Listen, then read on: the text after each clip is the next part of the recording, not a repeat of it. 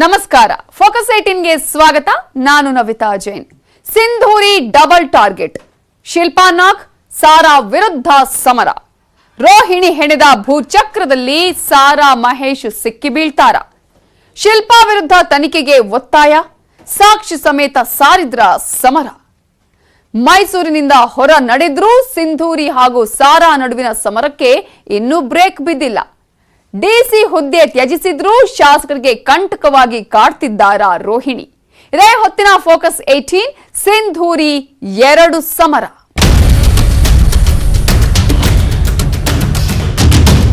ಕೆರೆ ಪಕ್ಕದಲ್ಲಿ 70 ಮೀಟರ್ ಬಿಡಬೇಕು ಅಂತ ಬಫರ್ ಝೋನ್ ನೋಡಿ, ಆದ್ರೆ ಅಲ್ಲಿ ರೆಸಾರ್ಟ್ ಆಯ್ತಾ ಇದೆ ಅಂತ ಹೇಳಿದ್ದಾರೆ. ಇದನ್ನ ಹೇಗೆ ಟ್ಯಾಕಲ್ ಹೇಗೆ ಮಾಡಬೇಕು ಅಂತ ಅನ್ಸುತ್ತೆ ಮೇಡಮ್, ಈ ಭೂ ಮಾಫಿಯಾನ? ಇಲ್ಲಾಂದ್ರೆ ಯಾಕಂದ್ರೆ ನೀವು ಹೇಳ್ತಾ ಇದ್ದೀರಾ ನಮ್ಮನ್ನು ವರ್ಗಾವಣೆ ಮಾಡಿಸಿದಾರಲ್ವಾ, ಇಷ್ಟೇ. ಅವರು ಈಗ ಒಂದು 15 ದಿವಸದಲ್ಲಿ ಒಬ್ಬ RTI ಕಾರ್ಯಕರ್ತನಿಂದ ಒಂದು ಅರ್ಜಿ ತಗೊಂಡಿದ್ದಾರೆ. ಕೆಲವು ದಾಖಲಾತಿಗಳನ್ನು ಬಿಡುಗಡೆ ಮಾಡಿ ಈ ಕಾರಣಕ್ಕೋಸ್ಕರ ನನ್ನ ವರ್ಗಾವಣೆ ಮಾಡಿದ್ದಾರೆ. ರಾಜೀನಾಮೆ ಕೊಡೋದು ಉದ್ಭವ ಆಗೋದು ಯಾವಾಗಪ್ಪ? ಅವರು ರಾಜಕಾಲುವೆ ಮೇಲೆ ಕಟ್ಟಿಲ್ಲ ಅಂತದ್ದು ಸಾಬೀತಾದ್ಮೇಲೆ ಅಲ್ವಾ ಈ ಅಮ್ಮ ಎಂಕ್ವೈರಿ ಮಾಡಬೇಕು ಅಂತ ಹೇಳಿದ್ದಾರೆ. ಎಂಕ್ವೈರಿ ಮಾಡಲಿ, ಸತ್ಯ ಹೊರಗಡೆ ಗೊತ್ತಾಗಲಿ. ನಮ್ಮ ಹಿಂದಿನ ಜಿಲ್ಲಾಧಿಕಾರಿ ಸಿಂಧೂರಿ ಅವರನ್ನೇ ವಿಶೇಷ ತನಿಖಾಧಿಕಾರಿಯಾಗಿ ನೇಮಿಸಿ, ಯಾಕಂದ್ರೆ ಈಗಾಗಲೇ ಅವ್ರು ಕೆಲವೆಲ್ಲ ಈಚೆಗೆ ಅಳೆದಿದ್ದಾರೆ. ಅವ್ರಿಗೊಂದು ಐಡಿಯಾ ಇದೆ ಏನಾಗಿದೆ ಅಂತ.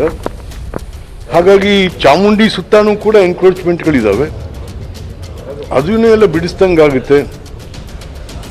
ಮತ್ತು ಒಬ್ಬ ವಿಶೇಷ ತನಿಖಾಧಿಕಾರಿಯಾಗಿ ರೋಹಿಣಿ ಸಿಂಧೂರಿ ಅವ್ರನ್ನೇ ನೀವು ಅಪಾಯಿಂಟ್ ಮಾಡಿ ಒಂದು 6 ತಿಂಗಳು. Sindhuri double target. ಶಿಲ್ಪಾ ನಾಗ್ ಸಾರಾ ವಿರುದ್ಧ ಸಮರ. ರೋಹಿಣಿ ಹೆಣೆದ ಭೂಚಕ್ರದಲ್ಲಿ ಸಾರಾ ಮಹೇಶ್ ಸಿಕ್ಕಿ ಬೀಳ್ತಾರ. ಶಿಲ್ಪಾ ವಿರುದ್ಧ ತನಿಖೆಗೆ ಒತ್ತಾಯ, ಸಾಕ್ಷಿ ಸಮೇತ ಸಮರ ಸಾರಿದ್ರ. ಮೈಸೂರು ಮಹಿಳಾ ಅಧಿಕಾರಿಗಳ ನಡುವಿನ ಯುದ್ಧಕ್ಕೆ ತೆರೆ ಬಿದ್ದು ಕೆಲ ದಿನಗಳಾಗಿವೆ. ಜಿದ್ದಿಗೆ ನಿಂತಿದ್ದ IAS ಅಧಿಕಾರಿಗಳಿಗೆ ಸರ್ಕಾರ ವರ್ಗಾವಣೆಯ ಶಿಕ್ಷೆಯನ್ನ ನೀಡಿದ್ದು ಆಯ್ತು. ಎಷ್ಟೆಲ್ಲ ಆದ್ರೂ ಮೈಸೂರಿನ ಅಧಿಕಾರಿಗಳ ಕದನ ಇನ್ನೂ ಮುಗಿದಂತೆ ಕಾಣ್ತಿಲ್ಲ. ಶಿಲ್ಪಾ ನಾಗ್ ಹಾಗೂ ರೋಹಿಣಿ ಎತ್ತಂಗಡಿಯಾಗುವವರೆಗೂ ಒಂದ್ ರೀತಿ ಇದ್ದ ಸಮರ ಈಗ ಬೇರೆಯದ್ದೇ ರೂಪ ಪಡೆದುಕೊಂಡಿದೆ, ಸ್ಫೋಟಕ ತಿರುವು ಪಡೆದುಕೊಂಡಿದೆ. ಈಗ ಈ ಸಮರ ಸಿಂಧೂರಿ ವರ್ಸಸ್ ಸಾರಾ ಮಹೇಶ್ ಅನ್ನೋ ರೀತಿಯಾಗ್ಬಿಟ್ಟಿದೆ.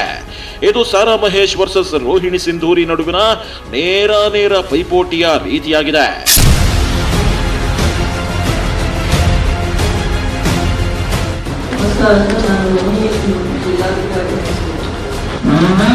ಆಧಾರಪತ್ರ ಸಮಿತಿನಲ್ಲಿ ಜಿಲ್ಲಾಧಿಕಾರಿ ಆಫೀಸ್ಗೆ ಸಂಬಂಧಪಟ್ಟಂತೆ ಯಾವುದೂ ಆಡಿಟ್ ಪ್ರಯಾಸ ಇಲ್ಲ.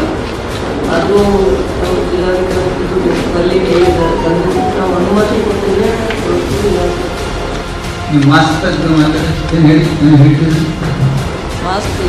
ಮಾಸ್ಕ್ ತೆಗಿಬಾರ್ದು. ಸಂತೋಷ, ಅದು ನಾವು ಕಡ್ಡಾಯ ಮಾಡಿದ್ದೀವಿ. ಸಮಯ ಇದ್ರೆ ಉಳ್ಕೊಳ್ತು, ಸಮಯ ಇದ್ರೆ ಕೊಡ್ತು. ಮೈಸೂರಿನ DC ಆಗಿದ್ದ ರೋಹಿಣಿ ಈಗ ಧಾರ್ಮಿಕ ದತ್ತಿ ಇಲಾಖೆಗೆ ಟ್ರಾನ್ಸ್ಫರ್ ಆಗಿದ್ದಾರೆ. ಆದ್ರೆ ಹಳೆ ಲೆಕ್ಕ ಚುಕ್ತ ಮಾಡುವಂತೆ ಕಾಣ್ತಿರೋ ರೋಹಿಣಿ ಶಾಸಕ ಸಾರಾ ಮಹೇಶ್ ವಿರುದ್ಧ ಸಿಡಿದೆದ್ದಿದ್ದಾರೆ. ಜನಪ್ರತಿನಿಧಿ ಮೇಲೆ ಆರೋಪಗಳ ಸುರಿಮಳೆಗೈದಿದ್ದಾರೆ. ಇತ್ತ ಅದಕ್ಕೆ ತಿರುಗೇಟು ಕೊಟ್ಟಿರೋ ಸಾರಾ ಮಹೇಶ್ ಕೂಡ ದಾಖಲೆ ಸಮೇತ ತಾವು ರೋಹಿಣಿ ವಿರುದ್ಧ ಪ್ರತ್ಯಾರೋಪ ಮಾಡಿದ್ದಾರೆ. ಇದೆಲ್ಲವನ್ನು ನೋಡ್ತಾ ಇದ್ರೆ ರೋಹಿಣಿ ಸಿಂಧೂರಿ ಮಹಾಸಮರ ಸಾರಿದಾರ, ರಾಜಕಾರಣಿಗಳ ವಿರುದ್ಧ ಸೆಟೆದು ನಿಂತಿದ್ದಾರಾ ಎನ್ನುವ ಕುತೂಹಲ ಮನೆ ಮಾಡಿದೆ. ಒಂದ್ ಕಡೆ ಶಿಲ್ಪಾ ನಾಗ್ ವಿರುದ್ಧ ಪತ್ರ ಕಥನ ಸಾರಿದ್ದಾರೆ. MLA ಸಾರಾ ಮಹೇಶ್ ಹಾಗೂ ರೋಹಿಣಿ ಸಿಂಧೂರಿ ನಡುವೆ ಶೀತಲ ಸಮರ ನಡೀತಾನೆ ಇದೆ. ಸಾರಾ ಮಹೇಶ್ಗೆ ಉರುಳಾಗಿರೋ ಈ ಭೂಕಂಟಕ ಯಾವುದು? ನಿರ್ಗಮಿತ ಜಿಲ್ಲಾಧಿಕಾರಿ ರೋಹಿಣಿ ಸಿಂಧೂರಿ ಸಾರಾ ವಿರುದ್ಧ ಮಾಡಿರೋ ಆರೋಪಗಳು ಯಾವುದು ಅನ್ನೋದನ್ನ ತಿಳಿದುಕೊಳ್ಳೋಣ.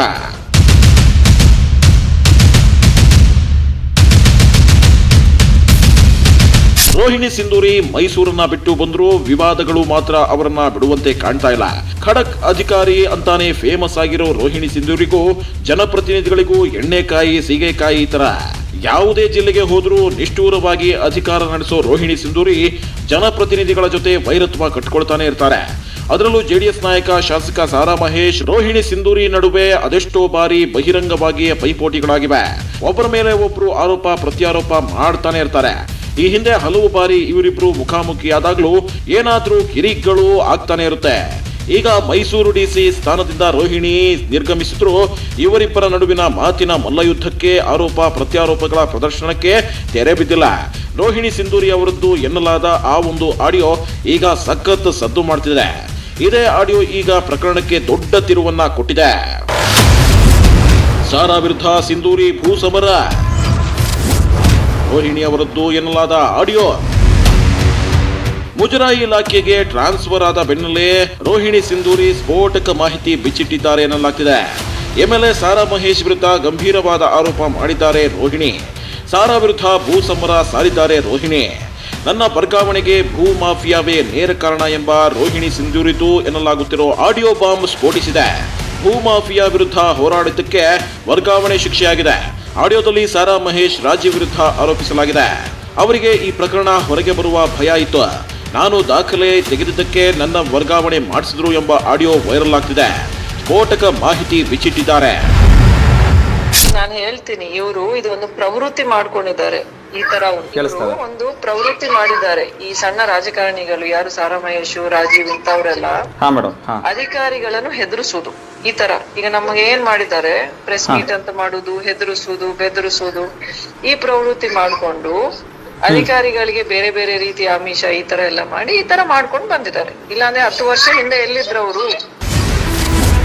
ಭೂ ಪರಿವರ್ತನೆ ಆದೇಶ ರದ್ದು ಮಾಡಿದ ರೋಹಿಣಿ. ಭೂ ಮಾಫಿಯಾ ಸುಳಿಯಲ್ಲಿ ಸಿಲುಕಿಕೊಂಡ್ರ ಸಾರಾ.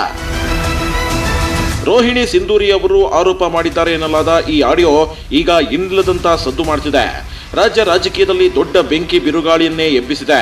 ತೆರೆಮರೆಯಲ್ಲೇ ನಡೆಯುತ್ತಿದ್ದ ಭೂ ಮಾಫಿಯಾ ಈಗ ಬೆಳಕಿಗೆ ಬಂದಂತೆ ಆಗಿದೆ ಅಂತ ಸಾರ್ವಜನಿಕರು ಮಾತನಾಡ್ಕೊಳ್ತಿದ್ದಾರೆ. ಅಲ್ಲದೆ ಇದೇ ಆಡಿಯೋ ಈಗ ಶಾಸಕ ಸಾರಾ ಮಹೇಶ್ ನಿದ್ದೆಗೆಡಿಸಿದೆ. ರೋಹಿಣಿ ವಿರುದ್ಧ ಮತ್ತೆ ಕೆರಳಿ ಕೆಂಡಾಮಂಡಲರಾಗಿದ್ದಾರೆ ಸಾರಾ. ಇದೇ ಕಾರಣಕ್ಕಾಗಿಯೇ ಮೈಸೂರಿನಿಂದ ಹೋಗೋ ಮುನ್ನ ಹಲವು ಭೂ ಪರಿವರ್ತನೆಗಳನ್ನ ರದ್ದು ಮಾಡಿದ್ದಾರೆ ಸಿಂಧೂರಿ. ದೂರು ಬಂದ ಹಲವು ಭೂ ಪರಿವರ್ತನೆ ಬಗ್ಗೆ ಮತ್ತೆ ತನಿಖೆಗೆ ಆದೇಶಿಸಿದ್ದಾರೆ. ಮೈಸೂರಿನಿಂದ ಡಿಸಿ ಹುದ್ದೆಯನ್ನ ತ್ಯಜಿಸೋಕು ಮುನ್ನ 5 ಯೋಜನೆಯನ್ನ ರದ್ದು ಮಾಡಿ ಆದೇಶ ಹೊರಡಿಸಿದ್ದಾರೆ. ಇದರಲ್ಲಿ ಗಮನಿಸಬೇಕಾದ ಅಂಶ ಅಂದ್ರೆ ಇದು ಸಾರಾ ಮಹೇಶ್ ಹಾಗೂ ಪ್ರಭಾವಿಗಳಿಗೆ ಸೇರಿದ ಭೂಮಿ ಎನ್ನಲಾಗ್ತಿದೆ. ಹರಾಜಿನ ಮೂಲಕ ಸುಳ್ಳು ದಾಖಲೆ ನಿರ್ಮಿಸಿ ಸಾರಾ ಭೂಮಿ ಪಡೆದಿದ್ದಾರೆ. ಆರೋಪದ ಹಿನ್ನೆಲೆ ದಾಖಲೆ ಮರುಪರಿಶೀಲನೆ ಮಾಡಲು ಸಿಂಧೂರಿ ಸೂಚಿಸಿದ್ದಾರೆ. ಈ ಕುರಿತು 1 ವಾರದೊಳಗೆ ಎಲ್ಲಾ ಮಾಹಿತಿ ದಾಖಲೆ ನೀಡಬೇಕು ಅಂತ ಸೂಚನೆ ಕೊಟ್ಟಿದ್ದಾರೆ. ಗೋಮಾಳದ ಜಾಗವನ್ನು ಭೂ ಪರಿವರ್ತನೆ ಮಾಡಿದ ಆರೋಪ. ಕೃಷಿ ಭೂಮಿಯನ್ನು ಸಾರಾ ಬಳಸಿಕೊಂಡಿದ್ರ. ದಟ್ಟಗಳಹಳ್ಳಿ ಸರ್ವೆ ನಂಬರ್ 123ರ ಗೋಮಾಳದ ಜಾಗವನ್ನ ಸುಳ್ಳು ಹೇಳಿ ಭೂ ಪರಿವರ್ತನೆ ಮಾಡಿದ ಆರೋಪ ಸಾರಾ ಮಹೇಶ್ ಮೇಲಿದೆ. ಹೀಗಾಗಿ ಈ ಭೂ ಪರಿವರ್ತನೆ ಯೋಜನೆಯನ್ನ ರದ್ದು ಮಾಡಲಾಗಿದೆ. ಹಾಗೆ ಲಿಂಗಾಬುದಿ ಗ್ರಾಮದಲ್ಲಿ ಭೂ ಪರಿವರ್ತನೆ ಆರೋಪ ಕೇಳಿ ಬಂದಿದೆ. 1.39 ಎಕರೆ ಕೃಷಿ ಭೂಮಿಯನ್ನ ವಸತಿ ಯೋಜನೆಗೆ ಬಳಸಲಾಗಿದೆ. ಗಂಗರಾಜು ಎನ್ನುವವರು ನೀಡಿದ್ದ ದೂರಿನ ಮೇಲೆ ಭೂ ಪರಿವರ್ತನೆ ಮಾಡಿದ ಆದೇಶ ರದ್ದು ಮಾಡಿದ್ದಾರೆ. ಮೂಡಾ ಆಯುಕ್ತರಿಗೆ ಸಿಂಧೂರಿ ಕ್ರಮಕ್ಕೆ ಸೂಚಿಸಿದ್ದಾರೆ. ಕೇರ್ಗಳ್ಳಿ ಭೂಮಿ ವಾಪಸ್ ಪಡೆದ್ರ ರೋಹಿಣಿ. ಲಿಂಗಾಬುದಿ ಕೆರೆಯ ಪಕ್ಕದಲ್ಲಿ ಸಾರಾ ರೆಸಾರ್ಟ್. ಹಾಗೆ ಜಯಪುರ ಹೋಬಳಿಯ ಕೆರ್ಗಳ್ಳಿ ಸರ್ವೆ ನಂಬರ್ 115ರಲ್ಲಿ 129.22 ಎಕರೆ ಜಮೀನನ್ನ ಆರ್ಟಿಸಿಯಲ್ಲಿ 199 ಎಕರೆ ಎಂದು ಉಲ್ಲೇಖಿಸಲಾಗಿದೆಯಂತೆ. 60.22 ಎಕರೆ ಜಮೀನನ್ನ ಆರ್ಟಿಸಿಯಿಂದ ಕೈಬಿಟ್ಟು ತನಿಖೆ ಮಾಡೋದಕ್ಕೆ ರೋಹಿಣಿ ಸಿಂಧೂರಿ ಸೂಚಿಸಿದ್ದಾರೆ. ಸಿಂಧೂರಿ ಅವರ ಭೂ ಮಾಫಿಯಾದ ಆರೋಪ ಇಲ್ಲಿಗೆ ಮುಗಿಯೋಲ್ಲ. ಲಿಂಗಾಬುದಿ ಕೆರೆಯ ಪಕ್ಕದ 2 ಎಕರೆ ಜಾಗಕ್ಕೆ ಈಗಾಗಲೇ ನೋಟಿಸ್ ನೀಡಲಾಗಿದೆ. ರೆಸಾರ್ಟ್ ನಿರ್ಮಾಣಕ್ಕೆ ಸಾರಾ ಮಹೇಶ್ ಭೂ ಪರಿವರ್ತನೆ ಮಾಡಿಕೊಂಡಿದ್ರು. ಇದು ಮೂಡಾ ವ್ಯಾಪ್ತಿಗೆ ಬರೋದಿಲ್ಲವಾದರೂ ಸಾರಾ ಮೂಡಾ ಅವರಿಂದ ಅನುಮೋದನೆ ಪಡೆದುಕೊಂಡಿದ್ದಾರೆ ಎಂದು ರೋಹಿಣಿ ಗಂಭೀರ ಆರೋಪ ಮಾಡಿದ್ದಾರೆ. ಇಲ್ಲಿ ಹಸಿರು ನ್ಯಾಯಾಧಿಕರಣ ಉಲ್ಲೇಖಿಸಿ ಭೂ ಪರಿವರ್ತನೆ ರದ್ದು ಮಾಡಿದ್ದಾರೆ. ರೆಸಾರ್ಟ್ ನಿರ್ಮಾಣಕ್ಕೆ ಅನುಮತಿ ನೀಡದಂತೆ ಮೂಡಾಗೆ ಜೂನ್ 5ಕ್ಕೆ ರೋಹಿಣಿ ಪತ್ರ ಕೂಡ ಬರೆದಿದ್ರಂತೆ. ಹಾಗೆ ಯಡಹಳ್ಳಿ ಬಳಿಯ ಜಮೀನಿಗೂ ನೋಟಿಸ್ ನೀಡಲಾಗಿದೆ. ಸರ್ಕಾರಿ ಭೂಮಿಯಲ್ಲಿ ಖಾಸಗಿ ಬಡಾವಣೆ ಸ್ಥಾಪಿಸಲಾಗಿದೆ. ಹೀಗಾಗಿ ಭೂ ಪರಿವರ್ತನೆ ರದ್ದು ಮಾಡಿ ಸರ್ಕಾರಿ ಭೂಮಿಯನ್ನ ವಶಕ್ಕೆ ಪಡೆಯುವಂತೆ ಸೂಚಿಸಲಾಗಿದೆ. ಈ ಕುರಿತು 1 ವಾರದೊಳಗೆ ಮಾಹಿತಿ ನೀಡುವಂತೆ ರೋಹಿಣಿ ಸೂಚಿಸಿದ್ದಾರೆ. ಸಾರಾ ಮಹೇಶ್ ವಿರುದ್ಧ ಸಿಂಧೂರಿ ಅವರ ಆರೋಪ ಇಲ್ಲಿಗೆ ನಿಲ್ಲಲ್ಲ. ರಾಜಕಾಲುವೆ ಒತ್ತುವರಿ ಮಾಡಿದ್ದಾರೆ ಅನ್ನೋ ಆರೋಪವನ್ನು ಮಾಡಿದ್ದಾರೆ. ರಾಜಕಾಲುವೆ ಒತ್ತುವರಿ ಮಾಡಿದ್ರ ಸಾರಾ. ಮೈಸೂರಿನ ಪ್ರಭಾವಿ ಶಾಸಕ ಸಾರಾ ಮಹೇಶ್ ವಿರುದ್ಧ ರೋಹಿಣಿ ಸಿಂಧೂರಿ ಸರಣಿ ಆರೋಪಗಳನ್ನ ಮಾಡಿದ್ದಾರೆ. ಮುಂದುವರೆದು ಸಾರಾ ಮಹೇಶ್ ರಾಜಕಾಲುವೆ ಒತ್ತುವರಿ ಮಾಡಿದ್ದಾರೆ ಅಂತಾನೂ ಆರೋಪಿಸಿದ್ದಾರೆ. ರಾಜಕಾಲುವೆ ಒತ್ತುವರಿ ಮಾಡಿ ಅಲ್ಲಿ ಕಲ್ಯಾಣ ಮಂಟಪ ನಿರ್ಮಿಸಿದ್ದಾರೆ. ಹೀಗಾಗಿ ಕಲ್ಯಾಣ ಮಂಟಪದ ಬಗ್ಗೆಯೂ ಕೂಡ ರೋಹಿಣಿ ಅವರು ತನಿಖೆ ಮಾಡ್ತಿದ್ರು ಅನ್ನೋ ಮಾಹಿತಿ ಇದೆ. ಆ ಕಡೆ ರೋಹಿಣಿ ಸಿಂಧೂರಿ ಸಾರಾ ಮಹೇಶ್ ವಿರುದ್ಧ ಪುಂಖಾನುಪುಂಖ ಆರೋಪ ಮಾಡ್ತಿದ್ದಂತೆ ಈ ಕಡೆ ಸಾರಾ ಅವರ ವಿರುದ್ಧ ಗುಡುಗಿದ್ದಾರೆ. ಸಿಂಧೂರಿ ವಿರುದ್ಧ ಅವರು ಕೂಡ ಸಮರ ಸಾರಿದ್ದಾರೆ. ಸಿಂಧೂರಿ ವಿರುದ್ಧ ಗುಡುಗಿದ ಸಾರಾ ಮಹೇಶ್, ಆರೋಪ ಸಾಬೀತಾದ್ರೆ ರಾಜಕೀಯ ನಿವೃತ್ತಿ ಅಂದ್ರು ಸಾರಾ. ಭೂ ಅಕ್ರಮ ಸಂಬಂಧ ರೋಹಿಣಿ ಸಿಂಧೂರಿ ದಾಖಲೆ ಬಿಡುಗಡೆ ಮಾಡಿದ ಬೆನ್ನಲ್ಲೇ ಸಾರಾ ಸಿಡಿದೆದ್ದಿದ್ದಾರೆ. ತಮ್ಮ ಮೇಲಿನ ಆರೋಪವನ್ನ ಸಾರಾ ಸಗಟಾಗಿ ತಳ್ಳಿ ಹಾಕಿದ್ದಾರೆ. ರೋಹಿಣಿ ಅವರ ಆರೋಪವನ್ನ ಧಿಕ್ಕರಿಸಿ ಸಾರಾ ಮೈಸೂರಿನಲ್ಲಿ ಏಕಾಂಗಿಯಾಗಿ ಪ್ರತಿಭಟನೆಗೆ ಇಳಿದಿದ್ರು. ನನ್ನ ಒಡೆತನದಲ್ಲಿರುವ ಸಾರಾ ಚೌಲ್ಟ್ರಿ ರಾಜಕಾಲುವೆ ಮೇಲೆ ನಿರ್ಮಾಣ ಆಗಿಲ್ಲ. ಉನ್ನತ ಮಟ್ಟದ ಅಧಿಕಾರಿಗಳು ಬೇಕಿದ್ರೆ ಜಾಗದ ಸರ್ವೆ ಮಾಡಲಿ. ರಾಜಕಾಲುವೆ ಮೇಲೆ ಕಲ್ಯಾಣ ಮಂಟಪ ನಿರ್ಮಾಣವಾಗಿದ್ರೆ ಸಾರ್ವಜನಿಕರ ಬಳಕೆಗಾಗಿ ರಾಜ್ಯಪಾಲರಿಗೆ ಹಸ್ತಾಂತರ ಮಾಡ್ತೇನೆ. ಮಾತ್ರವಲ್ಲ, ನಾನು ಸಾರ್ವಜನಿಕ ಜೀವನದಿಂದಲೇ ನಿವೃತ್ತಿ ಪಡೆಯುತ್ತೇನೆ ಅಂತ ಪ್ರತಿಜ್ಞೆ ಮಾಡಿದ್ರು. ಎಲ್ಲೂ ಕೂಡ ರೋಹಿಣಿಗೆ ಚಾಲೆಂಜ್ ಹಾಕಿದ ಸಾರಾ ಮಹೇಶ್, ಒಂದು ವೇಳೆ ಸಿಂಧೂರಿ ಅವರ ಆರೋಪ ಸುಳ್ಳಾದ್ರೆ ಅವರನ್ನ IAS ಹುದ್ದೆಯಿಂದ ಅಮಾನತು ಮಾಡಬೇಕು, ಮಕ್ಕಳನ್ನು ಆಡಿಸ್ಕೊಂಡು ಅಡಿಗೆ ಮಾಡಿಕೊಂಡು ಇರಲು ಆಂಧ್ರಕ್ಕೆ ಕಳಿಸಬೇಕು ಅಂತ ವೈಯಕ್ತಿಕ ನಿಂದನೆ ಮಾಡಿದ್ರು. ನನ್ನ ರಾಜಕಾಲುವೆ ಒಳಗೆ ಅಥವಾ ಸರ್ಕಾರಿ ಜಾಗದಲ್ಲಿ ನನ್ನ ನಾನು ಅದನ್ನು ಅಕ್ರಮವಾಗಿ ಮಾಡಿದರೆ ಗವರ್ನರ್ ಹೆಸರು ರಿಜಿಸ್ಟರ್ ಮಾಡ್ಕೋಬೇಕು. ಪ್ರಾಪರ್ಟಿನೂ ಸೇರಿ ನನ್ನ ಶಾಸಕ ಸ್ಥಾನಕ್ಕೆ, ನನ್ನ ಸಾರ್ವಜನಿಕ ಜೀವನಕ್ಕೂ ರಾಜೀನಾಮೆ ಕೊಡ್ಬೇಕು. ಇಲ್ಲದೆ ಇದ್ರೆ ಅವರು ರಾಜೀನಾಮೆ. ರೋಹಿಣಿ ಸಿಂಧೂರಿ ಸಾರಾ ಮಹೇಶ್ ವಿರುದ್ಧ ಮಾಡಿದ ಆರೋಪದ ಬಗ್ಗೆ ಪ್ರತಿಕ್ರಿಯಿಸಿದ ಮಾಜಿ CM ಸಿದ್ದರಾಮಯ್ಯ ಸಿಂಧೂರಿ ಪರ ಬ್ಯಾಟ್ ಮಾಡಿದ್ದಾರೆ. ಹಗರಣ ನಡೆದಿದ್ರೆ ಸಮಗ್ರ ತನಿಖೆ ನಡೆಸಲಿ. ರಾಜಕಾಲುವೆ ಮೇಲೆ ಕಟ್ಟಡ ಕಟ್ಟಿಲ್ಲ ಅಂದ್ರೆ ಹೇಗೆ? ಕಟ್ಟಿದ್ರೆ ತನಿಖೆ ಮಾಡ್ಲಿ ಅಂದ್ರು. ಇನ್ನೊಂದು ಕಡೆ MLC H ವಿಶ್ವನಾಥ್ ಕೂಡ ಪ್ರತಿಕ್ರಿಯಿಸಿ ರೋಹಿಣಿ ಸಿಂಧೂರಿಯನ್ನ ವಿಶೇಷಾಧಿಕಾರಿಯಾಗಿ ಮತ್ತೆ ನೇಮಿಸಲು ಮನವಿ ಮಾಡಿಕೊಂಡಿದ್ದಾರೆ. ಸಾರಾ ಕಲ್ಯಾಣ ಮಂಟಪದ ಬಗ್ಗೆ ದಾಖಲೆ ಕೊಡ್ಲಿ, ಸಾರಾ ಮಹೇಶ್ ಯಾವ ಇಂಡಸ್ಟ್ರಿಯಲಿಸ್ಟ್ ಅಂತ ಪ್ರಶ್ನಿಸಿದ್ದಾರೆ. ಸಾರಾ ಮಹೇಶ್ ಜೊತೆಗಿನ ಸಮರವಾದ್ರೆ ಶಿಲ್ಪಾನಾಗ್ ಜೊತೆಗಿನ ಮಾತಿನ ಮಲ್ಲಯುದ್ಧಕ್ಕೆ ತೆರೆ ಬಿದ್ದಿದೆ. ಆದ್ರೆ ಮತ್ತೆ ಅವರ ವಿರುದ್ಧ ದಾಖಲೆಯ ಕದನಕ್ಕೆ ಇಳಿದಿದ್ದಾರೆ ರೋಹಿಣಿ.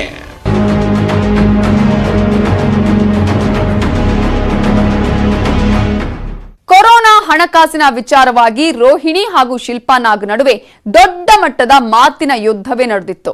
ಈಗ ಈ ವಿಚಾರದಲ್ಲಿ ಪೈಪೋಟಿಗೆ ಬ್ರೇಕ್ ಬಿದ್ದಿದ್ರು ರೋಹಿಣಿ ಮತ್ತೊಮ್ಮೆ ಶಿಲ್ಪಾ ವಿರುದ್ಧ ಸಿಡಿದೆದ್ದಿದ್ದಾರೆ. ಶಿಲ್ಪಾ ವಿರುದ್ಧ CSಗೆ ಪತ್ರವೊಂದನ್ನ ಬರೆದಿದ್ದಾರೆ. ಈ ಬಗ್ಗೆ ಹೇಳ್ತೀವಿ ಬ್ರೇಕ್ನ ನಂತರ.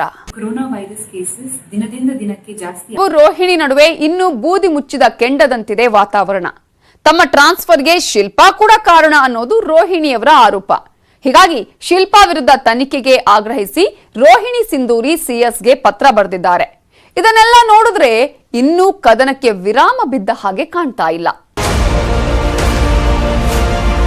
ಇನ್ನು ವರ್ಗಾವಣೆ ಆದ್ರೂ ರೋಹಿಣಿ ಸಿಂಧೂರಿ ಶಿಲ್ಪಾನಾಗ್ ಸಮರ ನಿಂತಿಲ್ಲ. ಶಿಲ್ಪಾನಾಗ್ ವಿರುದ್ಧ ತನಿಖೆಗೆ ರೋಹಿಣಿ ಸಿಂಧೂರಿ ಪತ್ರ ಬರೆದಿದ್ದಾರೆ.